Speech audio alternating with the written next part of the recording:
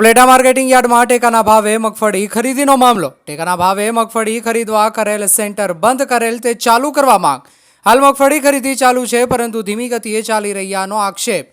શરૂઆતમાં માર્કેટિંગ યાર્ડમાં ખાતમુહૂર્ત કરવામાં આવ્યું હતું। હાલ એક યુનિટ બંધ છે। આમ આદમી પાર્ટી દ્વારા ખેડૂતો વતી મામલતદારને આવેદનપત્ર આપવામાં આવ્યું છે।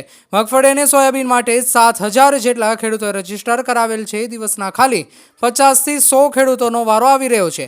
તેમાં પણ દૂરથી અંતર કાપીને રાત ઉજાગરા કરી લાંબી કતારમાં ઊભું રહેવું પડે છે। ઉપલેટા અથવા તો ભાયાવદર શહેરમાં મગફળીનું સેન્ટર ફાળવવામાં આવે તેવી માંગ કરવામાં આવી છે, જ્યારે ભાયાવદર શહેર નજીક ગ્રામ્ય વિસ્તાર વધારે આવેલ હોય, જેથી ખેડૂતોને અંતર કાપીને ઉપલેટા માર્કેટિંગ યાર્ડમાં ન જવું પડે। આક્ષેપો કરતા જણાવ્યું હતું કે વહેલામાં વહેલી તકે ખેડૂતોની માંગણી પર ધ્યાન આપવામાં આવે।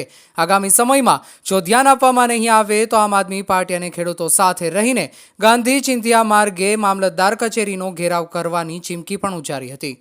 રિપોર્ટર જગમાલ સુવા, ઉપલેટા।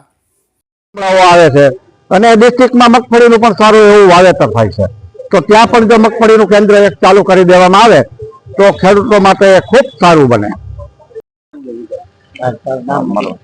હું અલ્પેશ મંત્રા, યુવા નેતા આમ આદમી પાર્ટી। હાલ આજે આમ આદમી પાર્ટી અને સમગ્ર ઉપલેટાના ખેડૂતો આજે મામલતદારશ્રીને રજૂઆત કરવામાં આવેલી છે કે ઉપલેટા તાલુકાની અંદર જ્યારે મગફળીનું ટેકાના ભાવે સેન્ટર ચાલુ છે એ ખૂબ જ ધીમી ગતિએથી ચાલુ છે, અને શરૂઆતમાં જ્યારે 2 સેન્ટર ચાલુ કરવામાં આવેલા હતા એમાંથી એક સેન્ટર આજે બંધ અવસ્થામાં જોવા મળે છે, અને જે બીજું સેન્ટર છે એ ખૂબ જ ધીમી ગતિએથી ચાલુ હોવાથી ખેડૂતોને મુશ્કેલીઓ ભોગવવી પડે છે। તેમજ સમગ્ર ઉપલેટા તાલુકાની અંદર 7,000 કે તેથી વધુ ખેડૂતોએ અરજી કરેલી હોય અને ડેરીના ખાલી ફક્ત 50 કે 100 ખેડૂતોનો વારો આવતો હોય તો આ ખેડૂતોને ખૂબ જ હેરાન થવું પડે છે। આ માટે જો ખેડૂત આવીને આવી ધીમી ગતિએથી શરૂ રહેશે તો ખેડૂતોની નવી સિઝન આવી જશે, નવો મોલ આવી જશે, તો જૂના પાકનું શું કરશે?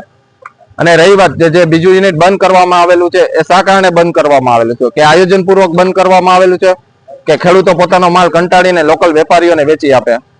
તેમજ આમ અને અથવા આ જે યુનિટ બંધ છે એ તાત્કાલિક ધોરણે શરૂ કરવામાં આવે એ માટેની રજૂઆત મામલતદારશ્રીને કરેલી છે, અથવા કે ભાયાવદરની અંદર આ બીજું યુનિટ મગફળીનું સેન્ટર ફાળવવામાં આવે, કારણ કે ભાયાવદર શહેર એક મોટું શહેર છે અને આની નીચે આવતો ગ્રામ્ય વિસ્તાર ખૂબ જ મોટો છે અને 100% ખેડૂત વર્ગ ધરાવે છે। તમારી શું માંગ છે?